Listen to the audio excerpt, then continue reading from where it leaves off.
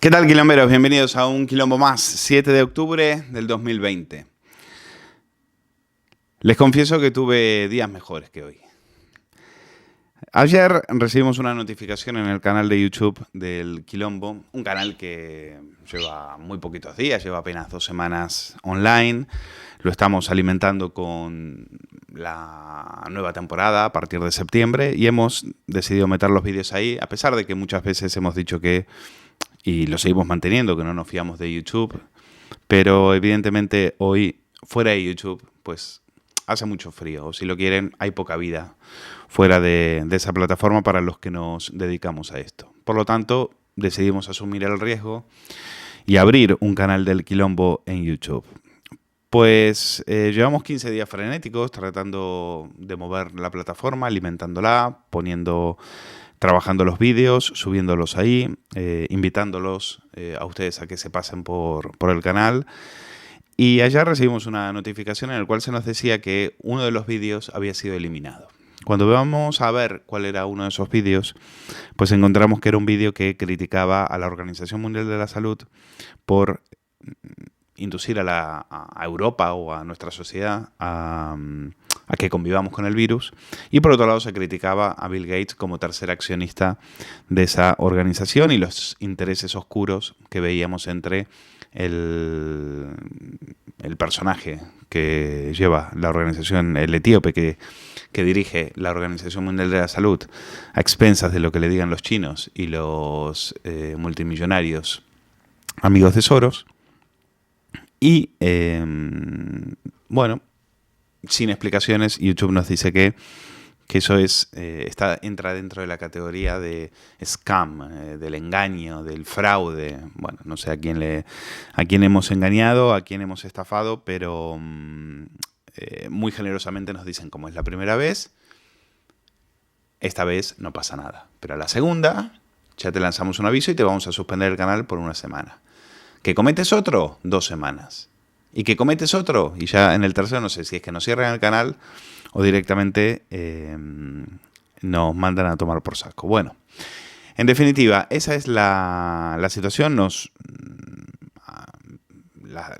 El susto que te pegas es de los gordos, porque al mismo tiempo, creo que ayer mismo también recibíamos por la mañana otra notificación, y es que en Facebook, maldito bulo, el chiringuito de Clara Jiménez, ex La Sexta, y hoy bajo el paraguas de la Open Society en pointer.org, que es como ustedes saben, como les he explicado, ese sindicato de verificadores internacionales en el cual Facebook y Google meten dinero, al igual que Melinda y Bill Gates y George Soros. No son conspiraciones. Entren a la página y verán que todos estos nombres figuran dentro de los contributors. Bueno, resulta que maldito bulo, una información que sacamos de Marlaska, pues la tacha como engañosa, mentirosa, bueno, en fin. ¿Qué problema tiene eso? Que en Facebook eso nos ha impedido, al parecer, a partir de ahora, monetizar los vídeos. Entonces ya no es que te censuran, sino que te ahorcan económicamente. Directamente te apagan. Te arrinconan, te sacan fuera de juego. Entonces, claro, cada una de estas censuras, de estas pequeñas censuras, conllevan un daño terrible para el medio de comunicación que la sufre. Pasó con Estado de Alarma. Estado de Alarma, el cierre de 1 semana del canal les obligó a ir a otro canal en el cual empezaron a poner los vídeos. Por suerte ese canal está creciendo muchísimo, la gente le siguió, se suscribió a ese canal. Y tienes que buscar esas tretas para eludir la censura de Google y de Facebook. Pero el problema es que una vez que el algoritmo detecta que a ti te han hecho esa advertencia, pues desapareces de las búsquedas. Por lo tanto, desapareces de los clics y tu tráfico empieza a bajar. La conclusión es evidente. Cuando a ti te censuran porque lo que tú dices difiere de la versión oficial, que en este caso da la ciencia, es decir, la Organización Mundial de la Salud, la que no pegó una en toda la pandemia, la que se gasta más dinero en viajes, en vacaciones, en comilonas, que en curar enfermedades como la malaria o la tuberculosis en el mundo, pues cuando tú quedas en manos de esa corrupta comunidad científica, directamente o dices lo que ellos dicen para para que te dejen entrar en el club de las plataformas, o directamente estás muerto. Y daba la casualidad que hoy publicamos una entrevista exclusiva con Douglas Murray, que es un filósofo, un superventas, un pensador al estilo de Jordan Peterson. Es el Jordan Peterson del Reino Unido. Así como el canadiense rompe los audímetros en Estados Unidos, en Europa, en Australia, pues Douglas Murray lo está haciendo aquí en Europa. Es un tío brillante, es un tío que cuestiona lo políticamente correcto. Además, él mismo, al ser un gay confeso, pues pone todavía más en brete criticando las políticas LGTBI, criticando el arrinconamiento que se hace a la heterosexualidad. Bueno, es un tío muy interesante que acaba de sacar un libro que se llama La Masa Enfurecida. Un libro, por supuesto, que les recomiendo, editado por Península y que no tienen que dejar de leer. ¿Cómo se lucha contra las grandes plataformas, es decir, Google, Twitter, Facebook, que tienen el poder suficiente para influir en lo que la mayoría del mundo sabe, piensa y dice, ¿no? Porque el modelo de negocio, esto no es de Murray, pero Murray sí que cita al autor americano que lo dice, este modelo de negocio se ha basado en encontrar clientes dispuestos a pagar para modificar el comportamiento de otras personas. Estas plataformas han demostrado con un grado alto de acierto, de eficacia, que pueden modificar el comportamiento de las personas. Por ejemplo, a la hora de comprar. Por ejemplo, a la hora de consumir. Por lo tanto, hay muchos clientes, es decir, muchas empresas, que les apetece. ¿Cómo no se van a publicitar? ¿Cómo no van a anunciarse en las grandes plataformas con ese poder? Ese poder que no lo han tenido. Ya lo hubieran querido tener instituciones milenarias como por ejemplo la Iglesia Católica. O otras iglesias del mundo u otras religiones. Y es que aquí está la clave. Estamos ante una nueva religión. ¿Y quiénes van a ser los sacerdotes, los druidas de esa nueva religión? Los científicos. Pero no todos los científicos. Los científicos avalados por las grandes burocracias internacionales. A nosotros se nos elimina un vídeo que cuestiona la verdad oficial de la Organización Mundial de la Salud. Porque vivimos en una sociedad en la cual le da pavor que las personas debatan, que las personas difieran unas de otras. La dirección es siempre la misma, es lo que intentó el comunismo, es decir, erradicar la disidencia. El disidente es una persona incómoda, es un elemento que genera tensión, que genera conflicto, por lo tanto, o tiene que ser eliminado, tiene que ser apartado, tiene que ser encerrado, o ya sean en instituciones psiquiátricas o en campos de concentración, da exactamente igual. Pues aquí pasa exactamente lo mismo, es decir, a partir de ahora, y lo estaba viendo en uno de mis periodistas más admirados, que es John Stossel. Stossel también tiene un canal de YouTube, tenía un programa muy exitoso en Facebook, pues ya no lo tiene más. Ahora se ha ido a YouTube y da la guerra desde ahí. Y a él también le estaba hablando, comentando los incendios en California, y le pasó exactamente lo mismo. Le censuran un vídeo y dicen, y le ponen una etiquetita de misleading, es decir, esto es información engañosa. ¿En base a quién? En base a una web o un chiringuito que se llama Climate Change no sé qué. Y dice, es información engañosa porque está cuestionando el cambio climático. Cosa que, por otro lado, Stossel, en este vídeo en particular, no hacía. Se pone a hablar con los científicos de esa institución y ellos le confiesan que ellos ni siquiera habían visto el vídeo. Hasta que la directora del chiringuito le escribe y le dice, sí, lo hemos visto. Y es un vídeo engañoso, porque cuestiona el cambio climático. Por lo tanto, no está basado en evidencia científica. Es decir, que si tú recopilas evidencia científica, aunque sea falsa, y esa evidencia científica la pones al servicio de una causa políticamente correcta, pues ya pasa a ser verdad oficial. Y esa es la nueva religión a la cual nos encontramos, a la cual nos enfrentamos. Y los druidas de esa nueva religión son los expertos. Los que en esta pandemia no han acertado ni una. Los que nos han llevado a este desastre, ellos van a ser los nuevos sacerdotes. Por eso, hace poco, los científicos decían a los políticos que esto tiene que estar en manos de nosotros, en manos de la ciencia. ¿Pero qué van a quedar en manos de ustedes si ni siquiera se dieron cuenta de lo que estaba pasando? Si ni siquiera se olieron esta pandemia. Han fracasado por completo, no tienen ni puñetera idea de lo que está pasando, no saben si el virus si está en el aire, si no está en el aire, cómo se contagia. Eso sí, no sabéis la raíz del problema, pero pretendéis dar las soluciones. Pero si son los hipócritas. La comunidad científica es la comunidad más sectaria,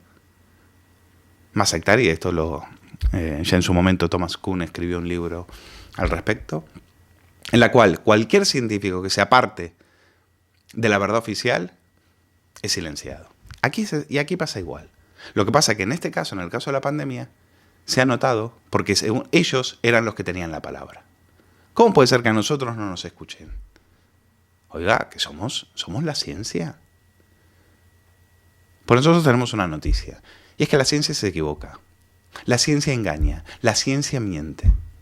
Y la Organización Mundial de la Salud, una organización corrupta que sale 4.000 millones de euros al año, de la cual Estados Unidos, gracias a Trump, se ha pirado, porque ha dicho yo con estos corruptos no me quedo, ha quedado en manos de China. Por eso no aceptan a Taiwán. Y para Taiwán es un problema, porque si Taiwán no entra en la Organización Mundial de la Salud, la Organización Mundial de la Salud, al igual que hace Facebook con nosotros, dice, este país no da condiciones sanitarias suficientes para viajar. Y ellos que viven mucho del turismo, pues entonces son perjudicados. Así funciona esto. Por lo tanto, para nosotros es una semana preocupante, difícil, porque no estamos solamente hablando de censura. Directamente no es que te quieran silenciar, es que quieren asfixiarte económicamente. Y esas son palabras mayores. Porque lamentablemente, al no haber publicidad, al haberse cargado la economía, ¿de quién vamos a depender? ¿Dónde está nuestro negocio? Y hablamos, ¿queréis? ¿Demandáis periodismo libre? ¿Es uno de los pilares de la democracia? O como le quieran llamar.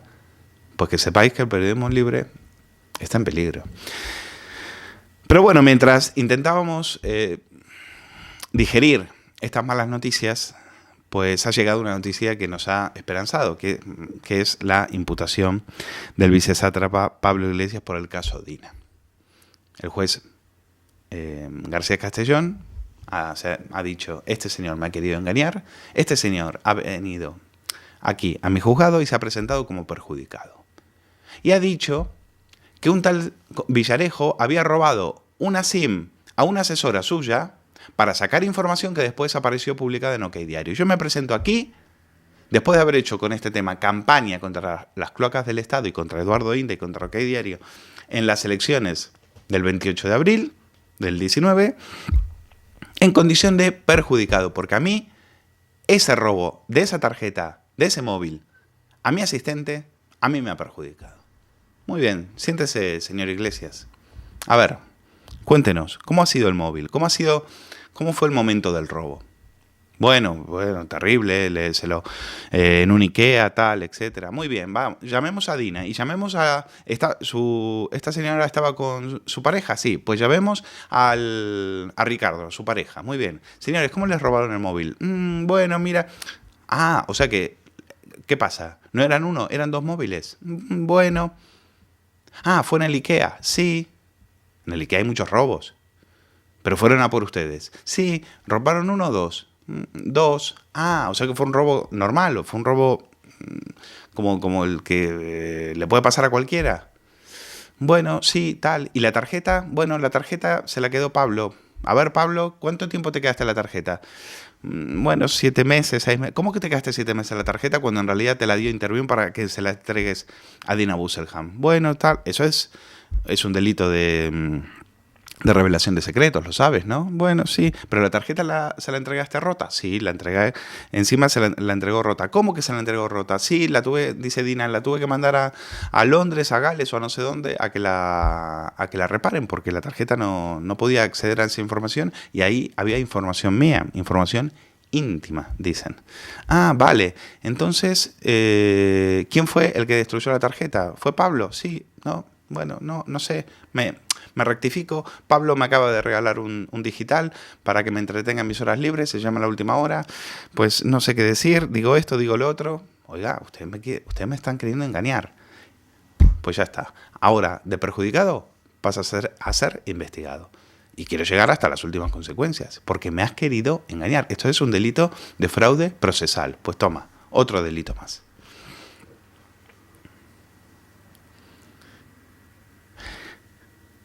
Iglesias está contra las cuerdas. El Iglesias que venía, ahora sí que le viene bien estar aforado. ¿Se acuerdan cuando y Pedro Sánchez decían que iban a acabar con los aforamientos? Porque ellos no eran casta. Pues gracias a los aforamientos, Isa Serra, Mayoral, no sé, Juanma del Olmo, no sé cuántos podemitas, están en este momento caminando libremente por la calle gracias a los aforamientos. A esos a los cuales estos mentirosos venían a acabar, porque decían que eso era propio de la casta. Que ellos querían ser tratados como ciudadanos normales, como usted o como yo. Pero no. Eso no es así. Eso no es así. Así que tenemos simulación de delito, denuncia falsa, estafa procesal. Madre mía. ¿Cómo se debe estar arrepintiendo Pablo Iglesias de haberle dicho a José Manuel Calvente: si tienes algún problema, denúnciame? ¿Y Pedrito? ¿Peter Sánchez qué va a hacer? Su socio de gobierno está imputado. Él trajo una moción de censura precisamente para acabar con la corrupción del Partido Popular. ¿Y va a tolerar tener a un socio político, a un tío que se sienta al lado, que está en estos momentos imputado por la justicia? O al que se le ha pedido, mejor dicho, la imputación por parte del Supremo, porque este juez no lo puede directamente imputar. Es decir, ha elevado al Supremo una exposición razonada con los indicios delictivos cometidos por el vicepresidente del gobierno. No se imaginan la cara que tenía Antonio García Ferreras en La Sexta. Y los tertulianos estaban temblando. Les cayó como una bomba. Y están así. Pero conectamos con el hospital de no sé qué, que está la enfermera Flora, y nos va a contar la última hora de los hospitales colapsados por culpa de Isabel Díaz Ayuso. Madre mía. Bueno, también no es la única, también ha pedido que se investigue a la diputada Gloria Liso. También tienen que investigar a los letrados de Podemos, a Marta Flor y a Raúl Carballedo, por delitos de descubrimiento y revelación de secretos, con agravante de género, daños informáticos y acusación o denuncia falsa o simulación de delito. Es más, el juez cree que Dina Bulsham y su marido, Ricardo Sá Ferreira, pudieron cometer un delito de falso testimonio cuando le dijeron, efectivamente, que le habían robado el teléfono. ¿Saben por qué? Porque aquí hay otra derivada muy interesante. La que hizo las capturas de la conversación de Telegram, en la cual Pablo Iglesias confesaba a Monedero que si fuera por él se comportaría como un psicópata marxista que azotaría hasta que sangrase a Mariló. Esas capturas las hizo ella. Y quizás Dina Bulsham se haya inventado el robo del teléfono como excusa para que no se sepa que esas capturas las había hecho ella y que llegaron a OK Diario o a otros medios por otras vías. En todo caso, Alberto Posas hizo una copia para Iglesias y se guardó una copia que después fue a parar a Villarejo. Pero al parecer Villarejo tuvo acceso a esa copia pues mucho después de que la noticia haya salido en OK Diario. Eso es lo de menos. Aquí hubo un vicepresidente, hoy vicepresidente de gobierno, en ese momento candidato por un partido que hoy ocupa escaños en el hemiciclo, que quiso ir a por un medio de comunicación que era OK Diario y por un director llamado Eduardo Inda. No quieren que hablemos, no quieren que contemos la verdad, les da pánico. Y las plataformas están en eso. Es impresionante cómo en este momento se nos está queriendo decir y determinar qué tenemos que pensar y qué no, cuál es el pensamiento correcto y cuál no.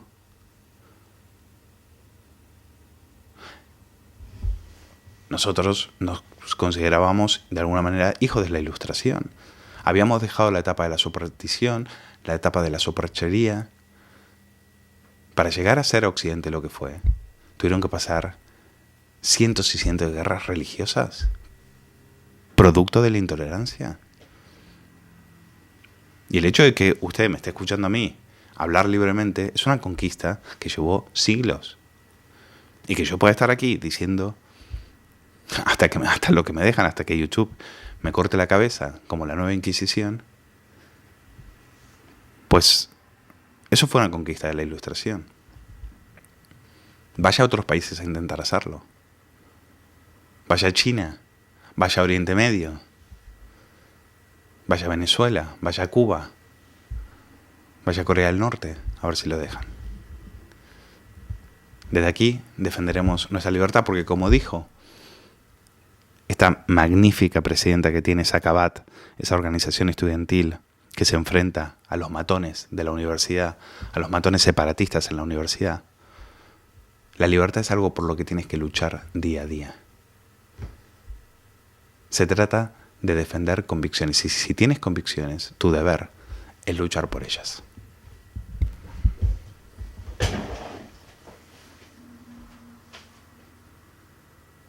Y ellos seguían con lo de policía política, el ir de víctima, eso le dio votos y le funcionó. Y es decir, no les importaba denigrar lo que hiciera falta, atacar a quien hiciese falta, con tal de mantener ellos las cloacas, porque ellos sí que son las cloacas. Es decir, el señor Pablo Iglesias desciende de las cloacas pagado por Venezuela, por el chavismo, etcétera, etcétera. Esas son las cloacas. Entonces, él sabe cómo funciona y sabe moverse ahí. Y sabía que estaba en un momento en que tenía un rédito político y la gente le ha creído que era una víctima del sistema policial, que lo perseguían y que mira qué cosas nos hacen, con la que nos destruyen las tarjetas, etcétera, etcétera. De verdad, él tiene que pedirle mucho perdón a muchísimos policías que a día de hoy están viendo esto con total asombro. Y después ya lo de los WhatsApp con la Fiscalía. ¿Vosotros os imagináis si Soraya Santamaría, cuando era vicepresidenta, destruye tarjetas, después a mayores intenta tener información de la Fiscalía y tener un acceso directo, etcétera, etcétera? Esto dimitiría al momento. Y aquí parece como que no sucede nada. Tienen los medios de comunicación con ellos y solo es un tema que sale en OK Diario y algún medio de comunicación más que se hace eco y el resto es como que nos ponen una pantalla delante en la que tenemos además un señor perverso, en estos momentos de vicepresidente del gobierno y que es la cloaca total y absoluta y que a mí me da miedo estar en manos de esta gentuza.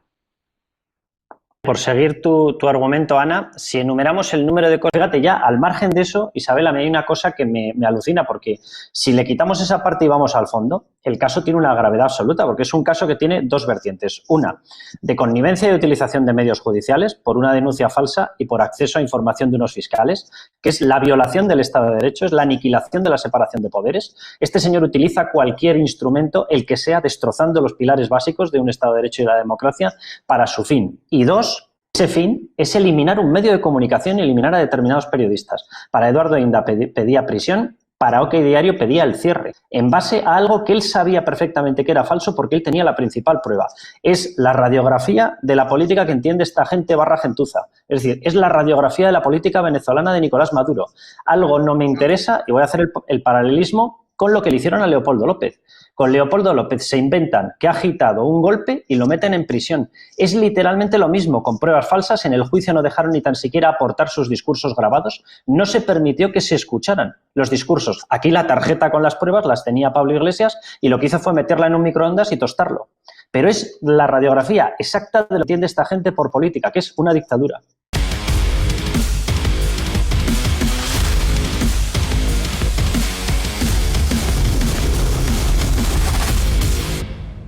a que usted tenía una abuela o un abuelo que le decía que los tomates ya no eran como los de antes, las patatas ya no eran las de antes, que como antes ya no se comía, ya no se come y que no tenemos que ser solamente tenemos que tener nostalgia por el pasado. Pues no, se acabó la nostalgia. Tenemos del otro lado del Zoom a Gemma del Caño, que es autora de este libro, de Ya no comemos como antes y menos mal.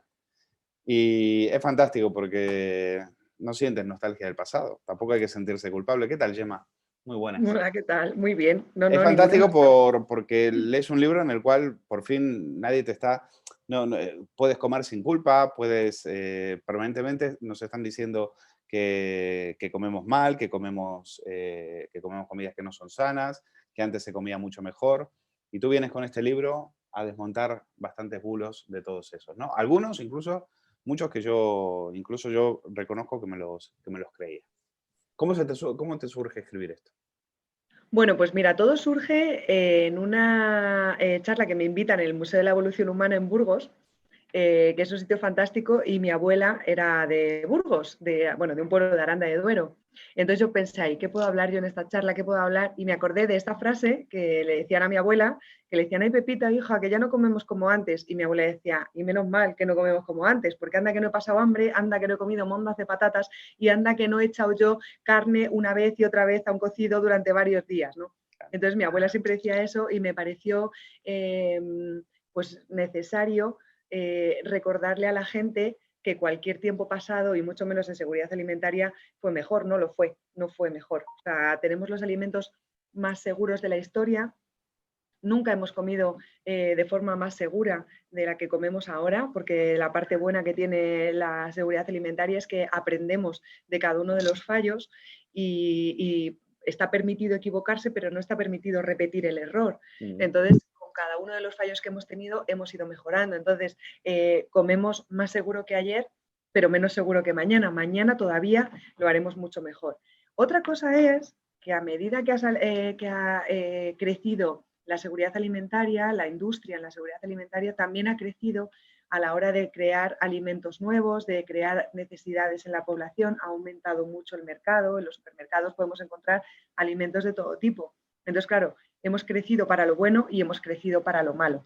Entonces, los alimentos seguros están siempre, no hay que tener miedo a la industria, a esa industria que no ha sido transparente nunca, porque no lo ha sido, pero no tenemos que tener miedo a esa seguridad, aunque sí que tenemos que ser responsables y tener ese puntito de escepticismo, de pensamiento crítico, ¿no? A la hora de ir al supermercado y no dejarnos llevar por absolutamente todo lo que vemos, porque hacemos y otras no. Sí, me han llamado la atención algunos ejemplos en tu libro. Por ejemplo, el tema de los batidos detox, que hace años que están tan de moda, y a ti eso no te convence tanto, ¿no? O sea, que no son tan detox, ¿no? Es que, ¿detox de qué? O sea, ¿de qué nos detoxifican exactamente? ¿De qué tipo de toxinas estamos hablando? Porque las toxinas que el cuerpo puede eliminar, las elimina el cuerpo por sí mismo. Para eso están los riñones, los pulmones, el hígado, o sea, las que tenemos ya, pues ya está, ya tenemos órganos que las eliminan. Y las que no, ningún batido las va a quitar. Entonces, un batido detox para mí es un castigo que no nos merecemos, que nos autoimponemos por habernos pasado un día, pero que no nos lo merecemos. O sea, tú te pasas un día y te vas a comer, yo qué sé, un croissant por la mañana y al día siguiente te castigas a ti mismo porque te odias y dices, me voy a comer un batido detox. Pero ¿qué batido detox ni que nada? Tú cómete lo que te dé la gana ese día y al día siguiente vuelve a la senda del bien, que es a donde tenemos que volver, ¿no? A la senda de volver a comer de una forma saludable, pero no te autocastigues y te autoengañes atribuyéndole a un batido que encima van a ser calorías que las vas a consumir de una sola vez, que encima vas a tener hambre permanentemente y que no te está detoxificando nada. O sea, para mí, si tengo que poner un batido detox en el number one, pues se llamaría gazpacho, pero claro, no tiene tirón, porque el gazpacho lo comemos con muchísima frecuencia. Entonces, es lo más parecido a un batido detox, quitándole todas las tonterías que le ponemos a ese tipo de batidos y encima es un alimento saludable. Pues vamos a darle al gazpacho, pero no le atribuyamos cosas que no son. Pero Gemma, alguien diría, comer caro, comer saludable es caro. Vamos a las góndolas y tenemos jamones a €1, que no son jamones, bueno, son el 60% de jamón, el resto vete a saber lo que es. Tienes alimentos ultraprocesados. Entonces, ¿tú estás de acuerdo con eso de que a veces ciertos alimentos saludables en comparación con otros que no lo son más caros? Sí, de eso no tengo ni... O sea, comer insano es... No tengo tan claro que comer saludable sea caro como que estoy convencidísima de que comer insano es barato. O sea, la diferencia es un pequeño matiz, pero es un matiz muy importante. La fruta es cara, la verdura es cara y una pizza te llena mucho momentáneamente y es muy barata. Entonces, comer mal sí que es muy barato. Y no sé si comer bien es excesivamente caro, pero sí que desde luego tenemos que centrarnos. Y fíjate, me voy a meter aquí en un tema que no hablo en el libro, pero como me meto en todos los charcos, se habla mucho de aumentar los impuestos a los productos insanos y yo creo que deberíamos conseguir un equilibrio entre cuánto aumentas el impuesto al producto insano y cuánto bajas el impuesto al producto sano. Porque claro. Lo que necesitamos es que todo el mundo tenga acceso a todo tipo de alimentos. Y los alimentos sanos, por ejemplo, y me voy a centrar exclusivamente en fruta, verdura, carne, o sea, que son alimentos perecederos, son caros porque se nos estropean. Y nosotros tenemos que tener en cuenta desde la industria cuánto tiempo nos va a durar ese alimento. Por eso puede ser a los 2 días una fruta que está picada, no me la va a comprar nadie en el supermercado. Entonces, tenemos que tener ese equilibrio y desde las instituciones tienen que hacer como una promoción de alimentos saludables, bajándoles el precio, promocionando la industria o incluso al consumidor de alguna manera para que comer mal no salga tan barato, pero que comer no salga tan caro. Es muy interesante lo que dices, estoy totalmente de acuerdo. Pero claro, políticamente es más rentable salir en la tele y decir, le hemos metido un sablazo a la Coca-Cola. Y la Coca-Cola, como no se va a quejar y como realmente tampoco le van a desbalancear mucho las cuentas, tampoco se va a preocupar. Pero queda muy bien. Le hemos metido un impuestazo, una tasa a las Coca-Colas, a los refrescos por... Y desde luego está comprobado, si lo y miras... cuando voy a comprar otras frutas, no me lo... Ahí, claro, no le bajaste el impuesto a la Coca-Cola cero, que es la que uno quiere beber. Eso no lo has hecho, claro. Es que ese es el tema. Y está comprobado que esa subida de impuestos a los alimentos insanos se traducen en que tienen menos ventas. No pasa nada porque ya lo sacaré por otro sitio. O sea, que es que hay que tener algo muy claro, que es que la industria no va a perder dinero. No sabemos dónde lo vamos a sacar. O sea, lo sacaré de hacerte un producto 0,0 y que tú creas que ese producto es más sano y no tenga impuesto porque es 0,0 y me lo compres. Entonces, perder no vamos a perder. Entonces, las medidas tienen que ser lógicas, proporcionales, y es que tiene que cubrir demasiados ámbitos. Tiene que ser formación, información, transparencia. Tenemos que incidir muy bien en el etiquetado de los alimentos y tenemos que dar acceso a los alimentos sanos sin que pensemos que son un drama, ¿no? O sea, la sociedad, no me digas que no, a mí me pasa, ¿no? Que asociamos a la felicidad, la alegría, el no sé qué, a comer de forma insana. Y si el niño se porta mal, le pones verduras por la noche. ¿Te has portado mal? Pues verduras. Y te quedas ahí hasta que te coman las verduras. Y entonces estamos asociando pues es un alimento que no es saludable, que encima es barato y que lo asociamos a algo bonito y algo bueno y estamos abandonando los alimentos que realmente son Bueno, pero es sanos. verdad que cuando uno se siente mal, cuando uno está un poco de bajón, pues no te vas a comer 1 kilo de zanahorias, te vas a comer 1 kilo de helado. Pues depende de lo que tengas. Yo siempre digo tengo muy arraigada en mi mente una frase de Julio Basulto que siempre dice, no lo compres que te lo comes. Entonces, para mí la clave es lo que tengas en tu casa. Mira, parece una tontada, porque es que, o sea, yo no sé si es que mi cabeza es súper simple o no sé, pero a veces las medidas más sencillas son las que realmente funcionan. Y parece muy poco cool decirle a alguien que lleve una lista de la compra al supermercado, pero es que realmente lo que necesitamos, ir al supermercado sin hambre y con una lista de la compra. Eso es fundamental. Vamos a ahorrar dinero, vamos a comprar solo lo que necesitamos y no vas a comprar alimentos superfluos, ¿no? Entonces, personalmente, cuando tengo hambre, o sea, cuando tengo sueño, como. Cuando estoy triste, como. Cuando estoy contenta, como. Cuando estoy estresada, como. O sea, es que yo no lo puedo evitar. A mí me pasa eso, pero permanentemente. Entonces, si tengo un producto insano en mi casa, me lo voy a comer. Y si lo que tengo son manzanas, peras, zanahorias, pues mira, me llevarán los demonios y haré así, pero al final me como la manzana, la pera y la zanahoria, y los frutos secos y el pan integral. O sea, al final lo que tengas en casa sí que va a ser, bueno, pues importante para que puedas aguantar con tu buena nutrición, ¿no? Y tus buenos hábitos. Y si te vas a la calle y te compras algo insano, pues te lo has comprado. ¿Qué opinas del tema de la carne roja, que ahora está tan demonizada? Tú dedicas un apartado de carne cruda sí, carne cruda no. ¿A ti eso qué te parece? El otro día te cuento una anécdota. Una amiga me dice, llevaba años sin poder dormir, he dejado la carne, sufría insomnio, he dejado las carnes rojas y a partir de ahora duermo mejor.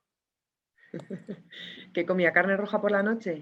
No lo sé, ¿eh? Es lo que me acaba, no sé, eran muy carnívoros, efectivamente eran muy carnívoros, pero me llama la atención. No sé si eso tenía que ver o no, pero en general, ¿qué opinas de la No lo carne sé. roja? Normalmente tendemos a justificar algo que nos ha pasado con lo que nos pilla más cerca, ¿no? Bueno, no le veo mucha relación, pero bueno, a lo mejor porque es un alimento más pesado y lo tomas por la noche, bueno, pues no lo sé.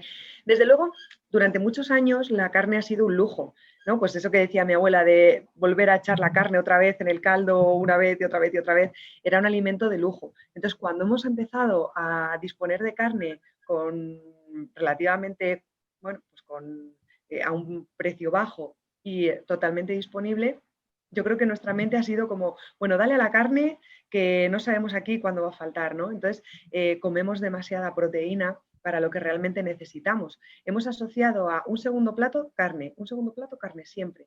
Claro. O sea, no nos planteamos un primer plato de pasta y un segundo plato de garbanzos, no. O sea, es un primer plato de lo que sea y un segundo plato de carne.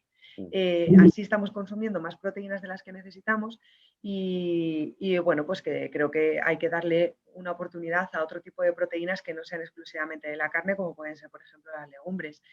En cuanto a los estudios, a ver, sí que es cierto que la OMS ha dicho que la carne roja podría tener una asociación con un aumento en el riesgo de cáncer colorectal. En la carne roja está menos claro que en la carne, por ejemplo, ultraprocesada. Ahí parece que el aumento del riesgo es mayor.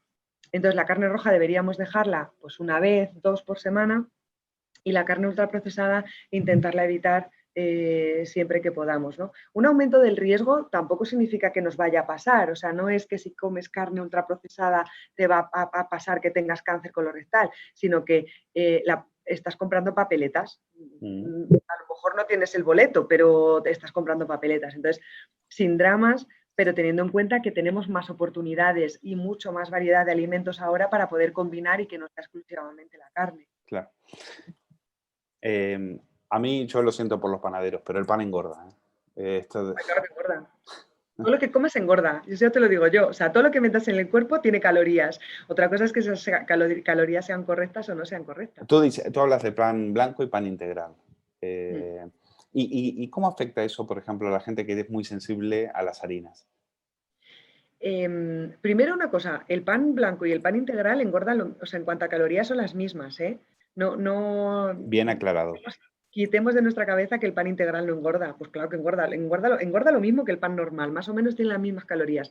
Pero sí que es cierto que el pan integral tiene ciertos beneficios porque combinas toda la parte del grano, la parte del salvado, la parte del germen, la parte del endospermo, que es la única que se conserva en el pan blanco, y bueno, pues tiene ciertas ventajas como la fibra.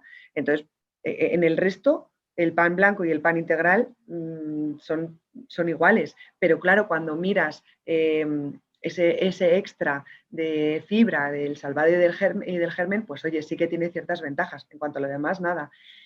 Y en cuanto a la gente con las harinas, es verdad que dependiendo del tipo de persona le puede sentar peor una harina refinada que una harina de pan integral. Del mismo modo te digo que mucha gente que la harina de pan integral le sienta pesado y se encuentra peor comiendo pan integral. Me parece que como es un producto completamente que no es crítico, que no es fundamental en tu día a día. Si quieres comer un poco de pan y te parece bien el pan integral, prioriza el pan integral. Si no te sienta bien, come pan normal y ya está.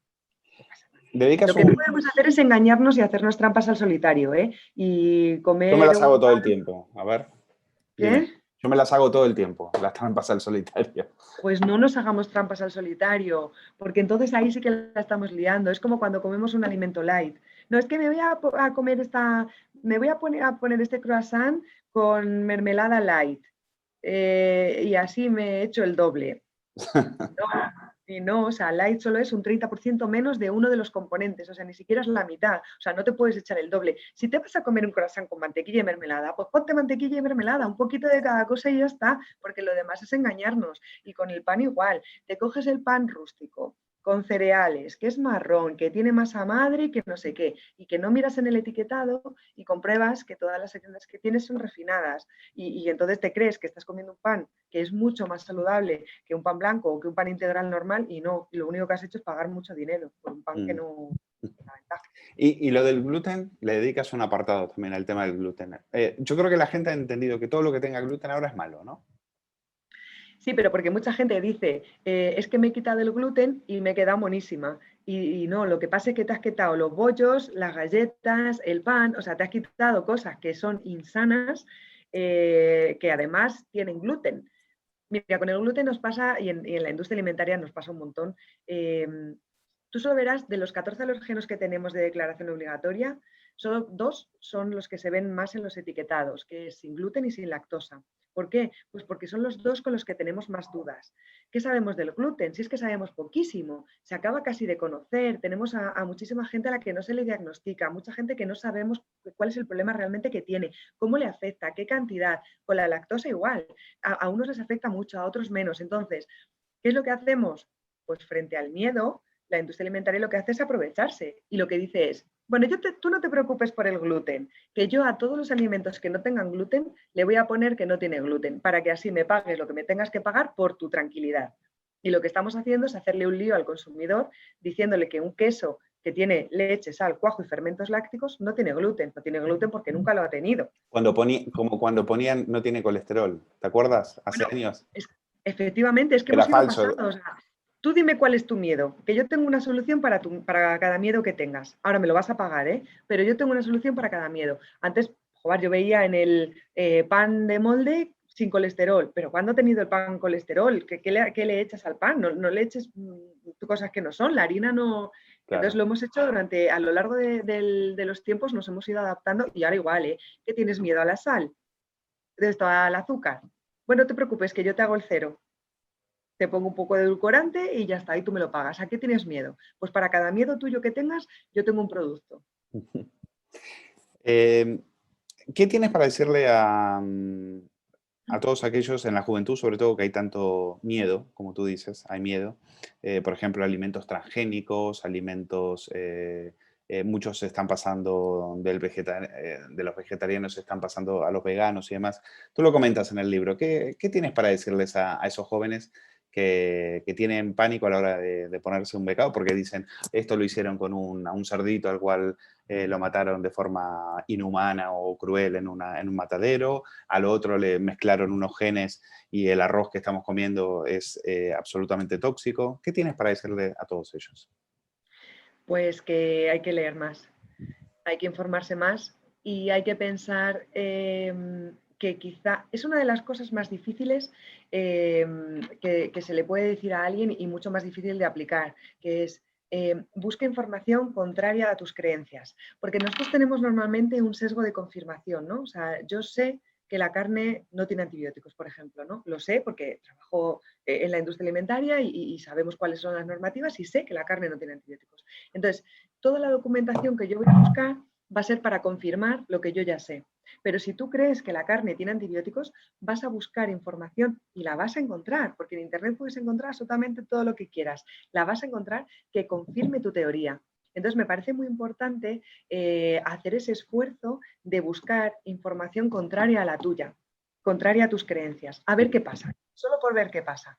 Los transgénicos llevo 20 años No, llevo 10 años, que no soy tan mayor, llevo 10 años diciendo que llevan 20 años siendo seguros. O sea, llevan 30 años ya los transgénicos demostrando que no tienen ningún problema. De hecho, para mí el futuro pasa por los transgénicos. El futuro para la mejora del medio ambiente pasa por los transgénicos, porque son productos que tienen mucha mejor producción en menos suelo, conseguimos más producción con menos agua y con menos fitosanitarios. O sea que para mí realmente la revolución no pasa por dejo de, yo qué sé, pues no sé decirte, ¿no? O sea, mira, yo te lo digo yo por ti. Mira, yo que tengo más años que tú, ya había leído autores que decían que gracias a eso, por ejemplo, la revolución verde en países muy pobres, como pueden ser la India, se hizo gracias a los transgénicos. Es decir, hay gente,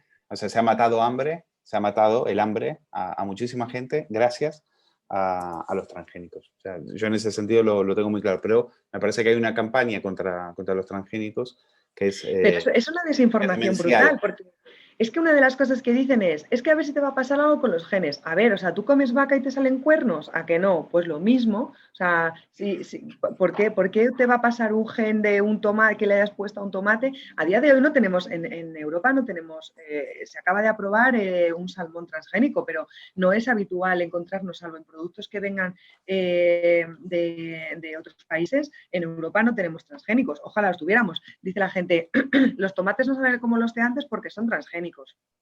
Amigo, no es por eso, es porque los cogeremos fuera de temporada, porque queremos tomates baratos, porque queremos chorrocientas especies de tomate y porque los metemos en la nevera, que tenemos una manía de meter el tomate en la nevera, que el tomate tiene que estar fuera, que dentro de la nevera pierde sabor. Entonces lo achacamos todo, o sea, todo lo malo que nos haya pasado es a la industria que nos quiere engañar, en vez de pensar en... Yo siempre digo que tenemos el imperio del bien y el imperio del mal. Y el imperio del bien, que es la industria alimentaria que hace las cosas bien, facilita una buena alimentación en el estilo y en el ritmo de vida que tenemos actualmente. O sea, mi casa está llena de productos ultracongelados y de botes de legumbres, porque a mí todo el día se me olvida todas las veces poner los garbanzos a remojo. ¿Y qué le vamos a hacer? Se me olvida y soy así. Pues tengo botes de conservas y fenomenal. Y eso es el imperio del bien y para eso sí que hay que aprovecharse de la industria alimentaria, no tenerle miedo, ¿no? Sino saber aprovechar las cosas buenas. Pues es un placer hablar con alguien que no viene aquí a demonizar, a decir que se acerca el apocalipsis, que no vayamos al supermercado a comer, que planteemos las lechugas aquí en el balcón. No, eso ya lo hemos intentado y no funciona. O sea, ya lo de cada uno con su huerto ya no funciona. Ya volverán. Aquí en Madrid tuvimos una alcaldesa que nos mandaba a plantar lechugas en las terrazas, ¿eh? Así que esperemos que no vuelva. Gemma del Caño, hay que leer este libro. Ya no comemos como antes, y menos mal. Ha sido un auténtico placer. Gracias. Millones de gracias, un placer enorme. Y les puedo asegurar que si soy elegido presidente del Gobierno a partir del 20 de diciembre, no abriré los despachos ministeriales a delincuentes imputados. Señor Iglesias, ¿en qué circunstancias usted asumiría responsabilidades políticas por casos de corrupción en su partido? Apertura de juicio oral, dimisión. Así de rápido y así de concreto. A partir de ahí yo creo que a todos nos van a juzgar por los hechos y por hasta qué punto hemos sido fieles a nuestros principios y a nuestra palabra.